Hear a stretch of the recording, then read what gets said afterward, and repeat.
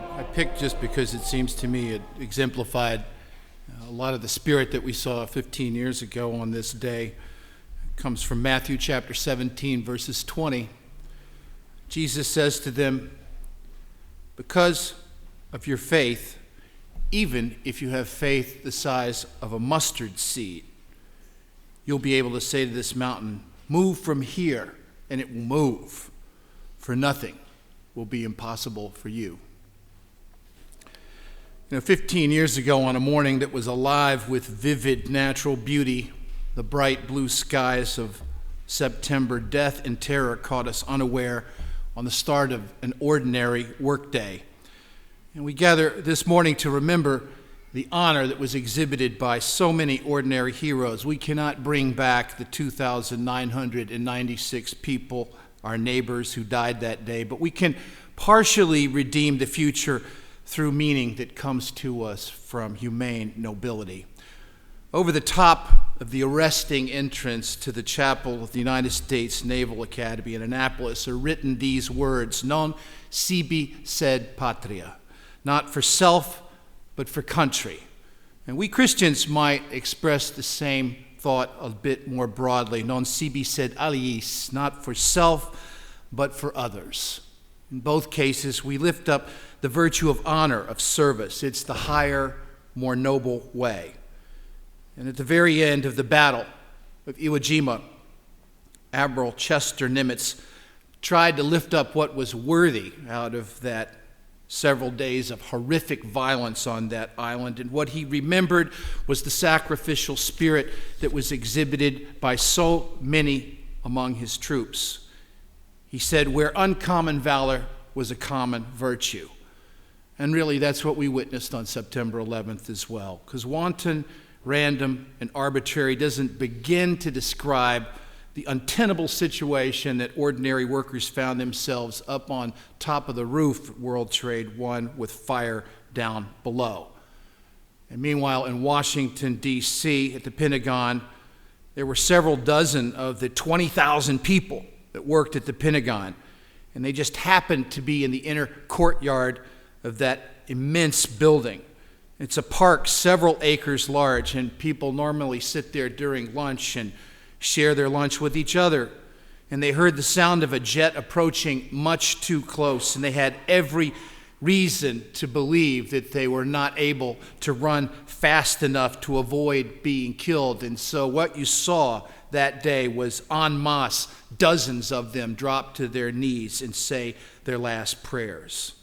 And one of our neighbors here in New Jersey was at the World Trade Center that day and just sensed that something terrible was happening that was going to kill him. And so he called home. Like so many of us workers, got the answering machine. And he said goodbye to his wife, and he said goodbye to his two daughters, and his youngest child was just a boy at the time. The father told him that he loved him and he was searching for something to say that was going to strengthen him in the years which would follow. And he said to him, "Son, you're the man of the house now." Those are untenable words nobody should ever have to say. And that's the spiritual effect of terror, is you ask yourself, who would do such a thing? Who would do such a thing? And almost immediately, we started to invert that question, because honor made heroes out of ordinary people. The Pentagon's the largest office building in the world. It's 5 huge buildings connected together, and each of them have inside 5 concourses. And when that jetliner hit the Pentagon, it was completely full of fuel, which flooded an enormous area. So it kept burning hotter and hotter, melting everything in its path. And being the command center of our military, people jumped into action mode. As soon as they ran out of the building to safety, they turned around and joined forces to head back in like they were trained to do to help other people. Instantly, all the metro fire departments were alerted, and they dispatched trucks to the scene. And this fireball was growing and growing, and it melted the water mains in the basement. So water was flooding indiscriminately throughout the building, which caused the water pressure throughout the building to drop so low that the fire trucks had no water to pump onto the fire to put it out. The chief building engineer for the Pentagon knew something had to be done. They had to go back into that basement, get as close to the fire as they could get, and shut those water mains off. And the only guys who knew how to do this and knew what to look for were not trained military people. They were just ordinary plumbers and electricians that happened to work at the Pentagon. They were ordinary government employees that are the butt of so many of our jokes when we complain about what government cannot do. The firemen stood helpless outside, knowing people were trapped inside the building. So the engineer corralled a group of these plumbers and electricians, explained to them what they needed to do, and then he asked for volunteers to head back into the basement with a pretty good likelihood that they were going to face serious danger, and some of them would probably die. And in short order, they all stood as one man. They made their way back into the basement. They fought through the smoke. They got to the mains. They shut them off one by one. They stabilized the water pressure.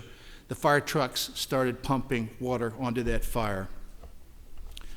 You know, like so many of us here, the day started out like it did for our own Darla Stuckey. She was catching the train to Hoboken, then the ferry across the Hudson River where it used to dock right next to the World Trade Center.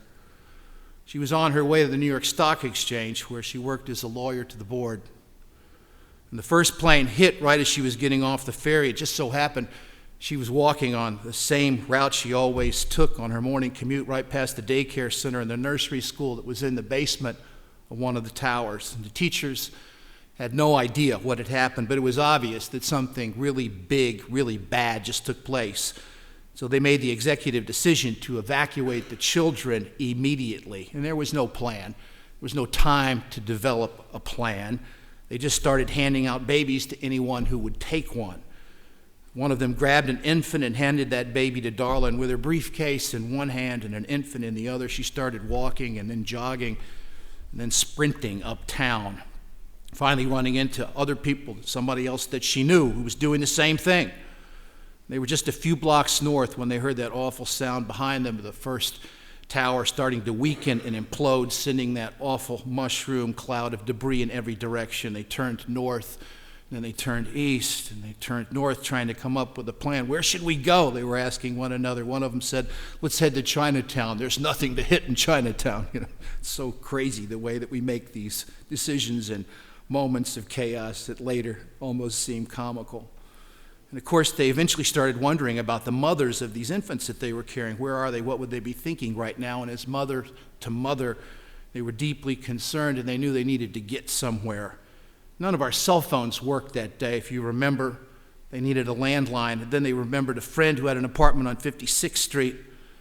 By the time they got to the apartment, the TV had an emergency hotline set up to call that number if you had information about loved ones, and they called. They found a place to drop off their infant, and one very upset mother was overjoyed at seeing her child again. Darla carried that baby 6 miles that day, right up against her chest. She said the morning of the next day, she couldn't lift her arms off of her chest. They hurt so much. As you might imagine, every year since that overjoyed mother has invited Darla over to her house, and now that infant, of course, is a teenager. And Darla discovered that day what we would all come to see over the coming months following the attack, how all interconnected we really are. Or Wells Crowther. He was 24 years old, from Nyack, New York. Played lacrosse at Boston College, graduated, got an internship at Sandler O'Neill, the investment bank. After 2 years, he was a junior associate on the trading desk, worked at the South Tower of the World Trade Center on the 104th floor. Young man always carried a red bandana with him, as one his father gave to him when he was just a kid. Wells kept it with him as a connection to his father, his mother said this week by phone. He carried a red bandana all his life. It was a talisman, but it was also practical too. When he'd make a mess, he'd take it from his pocket at Sandler O'Neill, and people would tease him, "What are you, a farmer?" they'd ask him. That's from Tony Rinaldi's lovely book, The Red Bandana, that you can buy. It came out this week. Wells would tease back, "With this red bandana, I'm going to save the world. I'm going to change the world." And as Wells went down the stairway that day and saw what happened on the 78th floor sky lobby. People were trying to escape. They had been waiting for elevators when the plane hit. It was full of carnage, fire, smoke, bodies everywhere. A woman named Ling Young, a worker from the state tax department, sat on the floor, badly burned, and she was in shock. And from out of the murk, she heard a man's voice, "I found the stairs. Follow me." There was something she heard in that voice, an authority, compelling her to follow, writes Rinaldi. Miss Young stood and followed. She saw the man was carrying a woman. Down 18 floors, the air began to clear. He gently placed the woman down and told them both to continue walking down the stairs. And then he turned and went back upstairs to help other people. Judy Wine of Aon Corporation had also been on the 78th floor, and she too was badly injured, and she too heard the voice. "Everyone who can stand, stand now. And if you can help other people, do so." And he guided them to the stairwell. Apparently, Wells kept leading people down from the top floors to the lower ones where they could make their way out. Then he'd go back to find more. Nobody knows how many people. The fire department credits him with 5 saved lives. He never made it home. His family hoped, and then they grieved, and then they filled out forms. And on the Friday that followed 9/11, his mother, Allison, stood up from her desk, and suddenly she knew that Wells was right there behind her son. She could feel his energy, his force. It was him. She didn't turn. She just said, "Thank you." And she knew he was saying he was okay. And after that, she didn't dare hope to be found alive because she knew he wouldn't. They did find him 6 months later in the south lobby of the lobby of the South Tower. He'd made it all the way down, and he was found in an area where many firefighters' remains were also found. It had been an FDNY command post. It was where Assistant Fire Chief Don Burns was found. He and his men probably helped evacuate thousands, and Wells could have left and saved his own life. They all could have, but they stayed. He was helping, said his mother. The Krausers never knew what he had done until Memorial Day weekend of 2002, and at that time, the New York Times wrote a minute-by-minute report of what happened in the towers after the plane hit. And near the very end of the article, it said, "A mysterious man appeared at one point, his mouth and nose covered with a red bandana." It mentioned Mrs. Young. It mentioned Mrs. Wine. So the Crowthers sent them pictures of Wells, their son. That was him, they both said. Mrs. Wine had seen his face when he took the bandana after the air had cleared on the lower floors. Mrs. Young said, "He saved my life." You know, as a child, Wells Crowther had always wanted to be a fireman. His dad used to take him down to the fire station all the time. Few people knew that he had actually applied to be a member of the FDNY while he was still at Sandler O'Neill. And after his father found the application, the department did something that it's only done once in 141 years since its founding. It made Wells an honorary member. His father sometimes felt guilt. Maybe he thought, taking him to the fire department so often as a kid was why Wells ended up dying. But his mother, Allison, said no. That gave him the tools to be the fullest person he could be on that day. And we remember these acts of ordinary heroism because we know that we now live in an era of terror, and we know it's not going to leave. And we can debate back and forth about whether we should have gone into Iraq or dealt with the Middle East differently than we did. But we also know that even if we'd done things differently, we'd still be in this era of terror. And we know that we all live on the symbolic target for all these jihadists. And we know that they still long for the celebrity of infamy. Mayor Bloomberg once said, "The whole world is potentially at risk from these guys, but every time we pick one of them up, they have a New York City subway map in their back pocket." How do you make a hero out of an ordinary person on an ordinary day? Darla Stuckey told me, "Love casts out fear." I think it's well said. And I'm going to let Peggy Noonan from the Wall Street Journal have the last word.